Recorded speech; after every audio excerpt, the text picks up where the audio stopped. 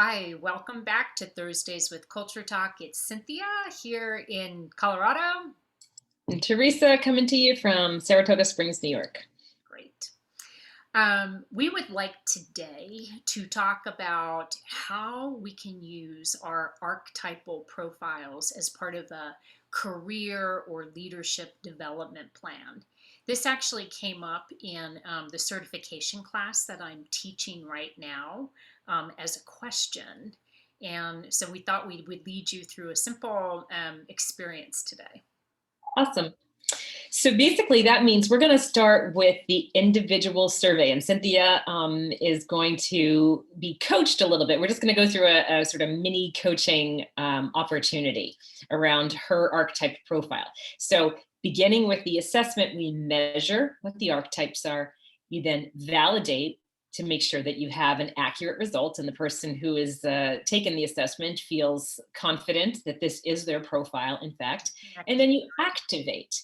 And so one way of activating is, as Cynthia mentioned, through the performance development plan. So Cynthia, why don't you start by sharing what your profile is Great. and maybe how one or more of your archetypes are validated for you. Perfect.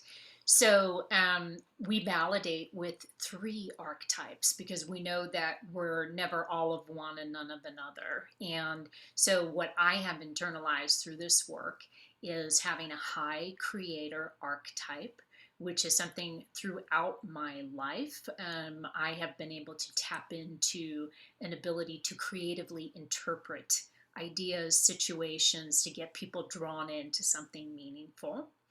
I also have high lover, which is one-on-one connections and relationships, and that's kind of the way I roll in terms of connecting with other people, noticing and harmonizing the people in the room. And then my third archetype is caregiver. And I sometimes think about myself as a reluctant caregiver. It always shows up, but I do think that caregiver is one that I really have to monitor. Otherwise, it shows up in a shadow kind of expression. So those are my three: creator, lover, and caregiver. Okay.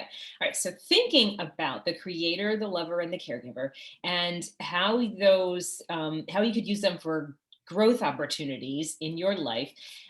Share with us an example of how the creator shows up in your work environments and ways in which it works for you and ways in which it sometimes maybe creates a little bit of a challenge. Perfect. So, creator is an idea generator, right? People love when I show up in a positive side of my creator because it's like another idea, and we could do this, and let's try that, and I can always find a creative way to execute an idea to bring other people into it. So I think my teams that I've worked with count on me for that. However, internally for me, the struggle is that as a creator, I like to start a lot of things, but I never like to call something done, right? I have a harder time finishing. And so what that the stress that can cause on a team is that, like, Cynthia, just give it to us. Give us those I've ideas. had that feeling for sure. You know, It's I, done. it's done. Whereas, like, in my mind, it's not done because I'm continuing to refine that creation. So when I'm using my archetype as the understanding of my creator as an opportunity for my own growth and development, I literally have to become cognizant of, oh, I'm holding something back, and just give it, just let it go. I'm learning, right? So one of my development efforts is like learning to let go of something faster, which is great because I also like to move on to the next thing because I'm a great initiator. That's what creators do so Yeah.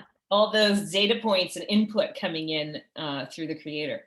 much. Awesome. Okay. So at a high level, maybe what's one way that the lover shows up on a professional level and how are you working with that in terms of help your own growth? Perfect. So, my lover, when it's showing up in a positive, empowering kind of way, kind of above the line, it allows me to develop fast and easy, personal, intimate connections with people. So we have, for example, our Culture Talk partner community, and I mean, I've gotten to know such incredible people through that, but I feel like every one of them is so special to me, and I have a special relationship with each of them. I feel that kind of level of connection, which I think is very positive to the community growing.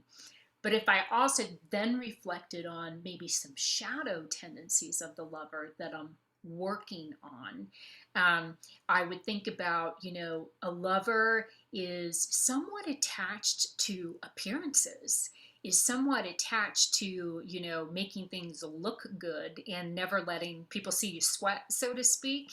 So even these weekly recordings we're doing, like, oh boy, I have to like get out of my comfort zone in a big way, because I would prefer that everything was sort of perfected and ready, and I knew exactly how it was going to go off versus, it's a little, Organic. yeah, it's a little harder. Yeah, it's a little harder. The spontaneity is a little harder. My lover resists that. Interesting. But and yet here we are, right? Yeah, So we're nice, growing. nice job. Awesome. Okay. And then last, maybe the caregiver. How's that show up for you? Is that more part of your personal life, or is that showing up more in your professional life? I think it shows up in both. And I think it shows up in a willingness to help somebody regardless. So, a client in need, a partner in need, there's a there's a generosity that comes with this archetype. I think in my life as a parent, I am the parent of adult children in their early 20s. Um, you know, getting their lives established. I think the caregiver shows up a lot in my relationship with my kids.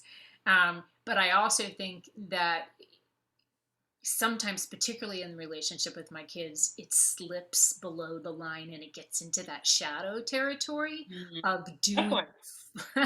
maybe doing for them things that they should be doing for themselves. And so one way I'm really um, becoming cognizant and wanting to grow is letting go and becoming more of a, you know, uh, somebody they can bounce things off of, that kind of guide and mentor. Yeah, a different kind of caregiver. Still using that caregiver, but it may be like to your point, it's like above the line and Right. ultimately uh, gives them more value in the Yeah. end anyway. Right. Well, and it's hard because I have to like That's bite that lip, right? I got to like pull back because my tendency is to jump in and help. awesome. That's awesome. So real quick, obviously high level, but three different archetypes, three different specific levels of awareness and opportunity for personal growth, and obviously career and professional growth too. Cool. So thanks. Next week, let's come back and let's do an example of professional growth through relationships, right? Like how we Yeah. can Yeah. learn to manage our relationships. We'll do it with you instead. All right. I'll I'm see you gonna, again that's next week. vulnerable for me today. All right. Thanks all for being with us. We love talking culture with you. We'll see you next week. See you next week.